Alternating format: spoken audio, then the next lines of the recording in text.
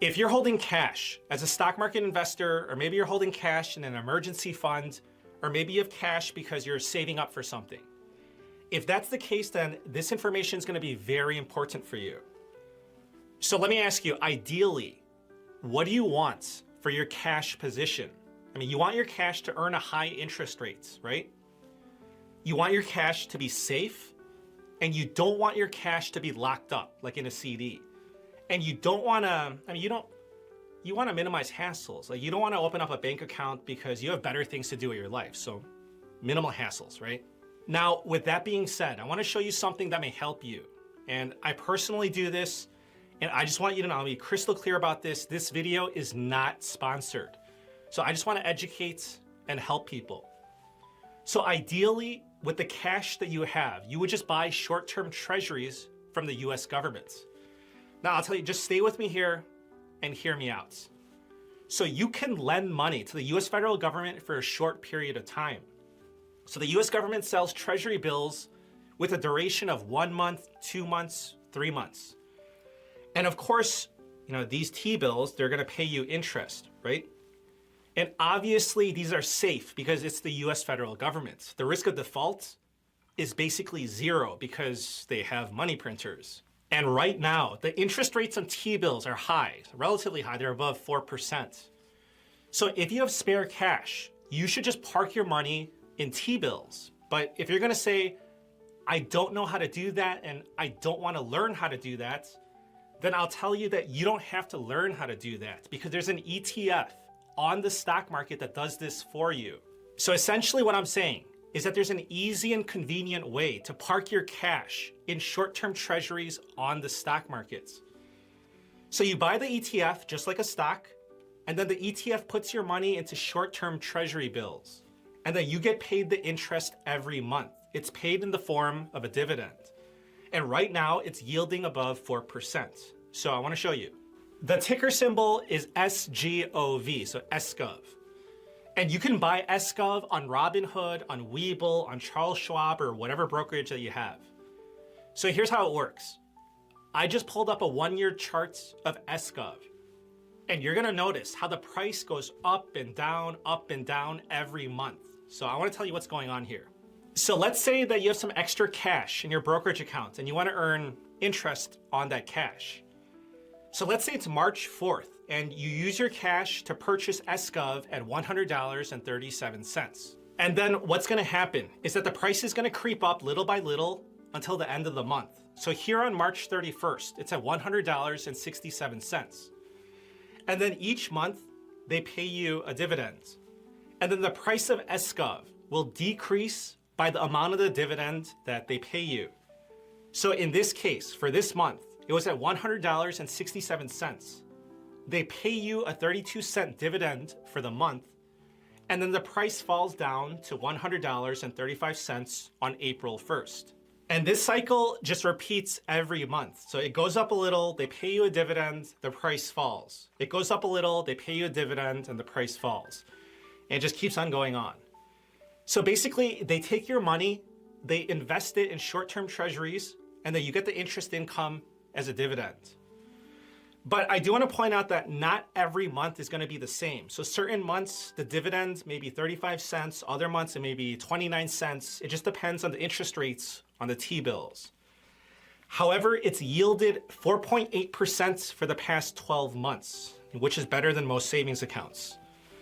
And what's really cool is that you can just sell this SGOV whenever you need the cash. Now, I want to be very clear about this. So this SGOV is not an investment. This is like a savings account. So don't have the expectation that this is going to make you rich. No, that's like expecting to get rich from interest income from your savings accounts. It's not going to happen. So with SGOV, you're simply earning some interest in the form of dividends on your cash. So this is perfect if you have cash and you're waiting for a dip in the stock market or a buying opportunity. You might as well put that cash into SGOV and earn a competitive yield as you wait. Or if your savings account is paying you close to nothing, then you can park your money in SGOV if it yields a better interest rate. And it's very important to understand that this is all based off the interest rates of short-term treasury bills. So once the Federal Reserve starts cutting interest rates, then the interest rates on short-term T-bills will go down. And then this SGov, it's going to yield a lesser amount. But in that scenario, interest rates for your savings accounts and new CDs will go down as well. But for the time being, SGov may be appealing to you. If so, then I'm happy to have brought this to your attention. And I just want you to be aware that SGov is not the only ETF that does this for T-bills. So there are competitors out there that offer something similar. But I want to give you a quick fact sheet on SGov. The ticker on the stock market is SGOV. So SGov is an iShares 0-3-month Treasury bond ETF, and it's managed by BlackRock. The objective of the fund is to track the 0-3-month Treasury Security Index. And the 12-month yield, the trailing yield, is 4.79% as of April 2025. Now, I want to tell you about the pros and cons of SGov, and we'll start with the pros. So the first pro is that, in my opinion, it's extremely low risk. So SGov only holds short-term US Treasuries. So these are considered, obviously some of the most safest assets in the world. And two, it's a solid yield for 2025. So as of right now, SGov is yielding around 4.8%, which is higher than most savings accounts or even CDs. And the third pro is the liquidity. So unlike a CD where your money is locked up, SGov trades on the stock market. You can sell it at any time during market hours. And the fourth pro is the monthly income. So the distributions, they're paid on a monthly basis. And another pro is that you get protection from interest rate risk. That's because, they only hold bonds that mature within 3 months. Because of that, SGov is barely affected by interest rate changes. So that makes it more stable, even in a rising or falling interest rate environments. And another big pro are the tax advantages. So interest income from US Treasury securities is exempt from state and local income taxes by federal law. Because SGov's distributions come entirely from interest on US Treasuries, the distributions carry the same exemption. Okay, now let's go over the cons of SGov. So the first thing is that there's no FDIC insurance, but I don't want this to blow this one out of proportion, so I'm gonna explain this one.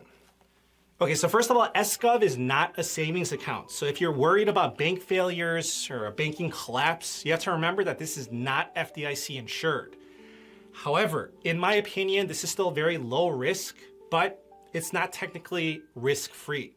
Okay, now I want to explain this to you. It's very important that you understand this. So ETFs, they're legally structured to protect your assets. So SGov, yeah, it's managed by BlackRock, but your investments, like your cash in this, it's not a part of BlackRock's balance sheet. So let's just say, worst case scenario, BlackRock goes bankrupt, okay?